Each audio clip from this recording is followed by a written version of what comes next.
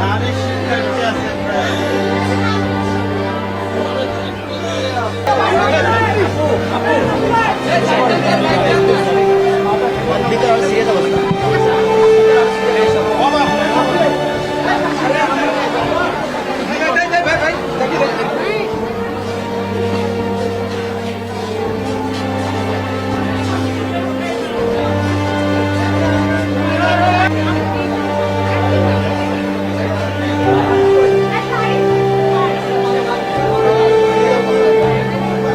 মেয়েরাও ছিল পেছনে এমন ভাবে আঘাতপ্রাপ্ত হয়েছে আমরা দেখতে এসেছিলাম কি অবস্থা।